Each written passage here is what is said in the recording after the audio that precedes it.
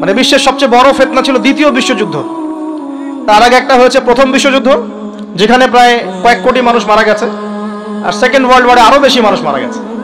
তো এখন বিশ্বকে ঠেলে দেওয়া হচ্ছে একটা থার্ড ওয়ার্ল্ড ওয়ারের দিকে, মানে যে কোনো সময় একটা তৃতীয় বিশ্বযুদ্ধের আশঙ্কা করছেন এখনকার যারা মিলিটারি অ্যাফেয়ার্স নিয়ে পড়াশোনা করেন, ওয়ার্ল্ড অ্যাফেয়ার্স নিয়ে পড়াশোনা করেন, তারা এগুলো বলতে পারবেন ভালো।